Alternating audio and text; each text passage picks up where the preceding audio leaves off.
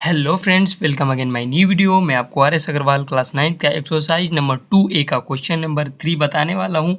इससे पहले का जो भी प्रीवियस वीडियो है मैंने यूट्यूब पर अपलोड कर चुका हूं। तो चलिए क्वेश्चन नंबर 3 को देखते हैं और एक बार पढ़ते हैं और सॉल्व करते हैं। Right the coefficient of x3 इन इतना दिया है, कोई वेरिएबल। अच्छा, सबसे पहले क्या करना है आपको, कोफिशिएंट क्या होता है, व्हाट इज कोफिशिएंट, आपको ये पता करना है कोफिशिएंट होता क्या है आखिर में। चलिए तो मैं समझाता हूँ कि व्हाट इज कोफिशिएंट। सबसे पहले इधर आ जाइए, देखिए सबसे पहले थोड़ा सा इधर, हाँ समझिए कोफिशिएंट क्या होता है। कोफिशिएंट इसका मतलब होता क्या है, कोफिशिएंट का मतलब होता क्या है। जैसे मान लीजिए हम कह देंगे x2 और यहाँ पर 2, यानी अब इसमें हम बोल दूं कि x2 का कोफिशिएंट क्या है, यानी कि x2 x के पावर जो 2 है उसके साथ अगर जो जो वेरिएबल है, अरे कांस्टेंट है, उसी को हम कहते हैं क्या, कोफिशिएंट कहते हैं। जैसे मान लीजिए हम y का क्यूब दे दिए और y का क्यूब दे दिए और यहाँ पर हम 5 लिख दिए और पूछ दिया कि अगर हम पूछ दें कि y क्यूब का कोफिशिएंट बताइए, तो आप 5 बताएंगे। जैसे मान लीजिए y-2 है और इसका हम z लेते हैं, इसको स्क्वायर। अब बोल दिया z² का आप कोफिशिएंट बताएं, तो क्या आप बताएंगे z² का कोफिशिएंट, तो -2 हो जाएगा। इट्स ओके, जस्ट लाइक उसी तरह करना है। क्वेश्चन नंबर 3 को आप देख सकते हैं। देखिए क्वेश्चन पहले पूछा है कि x3, अब इसमें आप इजीली बता देंगे कि x3 का कोफिशिएंट क्या है। तो x3 का कोफिशिएंट आपका हो जाएगा, देखिए x3 का कोफिशिएंट क्या होगा, x3 दिया है, x3 इसका कोफिशिएंट होगा -5। तो आंसर हम इस तरह से लिख सकते हैं, यहाँ पर आंसर बना के फर्स्ट का आंसर लिख सकते हैं, द कोफिशिएंट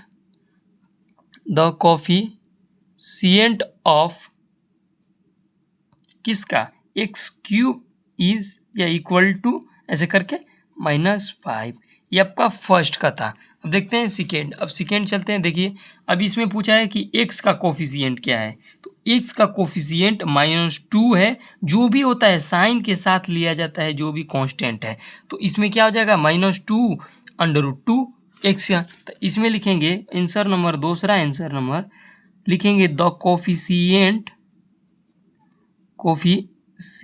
ऑफ किसका कोफिशिएंट, x का इक्वल टू -2 √2। ये आपका दूसरा का हुआ। चलिए अब तीसरे का देखिए, तीसरे में क्या दिया है, द कोफिशिएंट ऑफ x²। अब चलिए इसमें देखिए x² कहीं आपको दिख रहा है, नहीं ना दिख रहा है।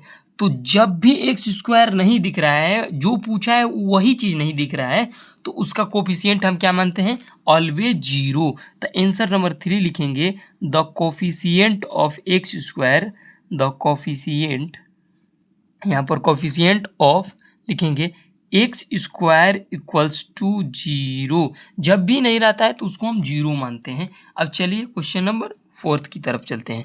4 में क्या रहता है, कोफिशिएंट ऑफ x इन इतने, कोफिशिएंट x दिया है। देखिए x से माइनस भी लेना है, ये कांस्टेंट टर्म है, तो कांस्टेंट टर्म है उसके और माइनस जो साइन दिया है उस दोनों को लिखना है, यानी कांस्टेंट टर्म को भी लेना है और जो प्लस माइनस वो भी लिखना है। प्लस तो नहीं लिखता है और माइनस लिखते हैं। तो लिखिए आंसर कुछ इस प्रकार से लिखेंगे, देखिए फोर्थ वाला कुछ इस प्रकार से लिखेंगे, तो कोफिशिएंट ऑफ किसका पूछा था, x का पूछा था, और जो x का कोफिशिएंट है -2/7 इज राइट आंसर। अब देखिए अब लास्ट वाला पूछा है the constant term. Constant term क्या होता है, मैं आपको पहले ही बता चुका हूँ कि कांस्टेंट टर्म क्या होता है, नहीं पता है चलिए यही वीडियो में आप समझ लीजिए कि constant term, what is constant term.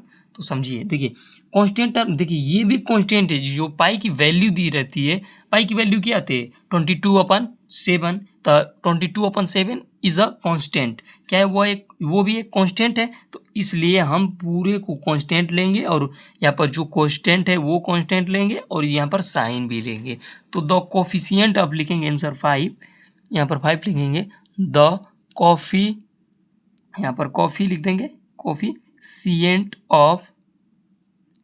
Of किसका कोफिशिएंट पूछा है, इसमें देखें तो एक मिनट, कांस्टेंट टर्म, सॉरी यहाँ पर कांस्टेंट टर्म पूछा है, तो यहाँ पर कांस्टेंट लिखेंगे, कांस्टेंट टर्म। मैंने समझा कि पहले जो हो रहा है वही बस लिखना। कांस्टेंट टर्म पूछा है तो -2/5 5 हो गया और ये आपका पाई, ये आपका पाई। देखिए ये पूरा आपका आंसर हो गया। That's all.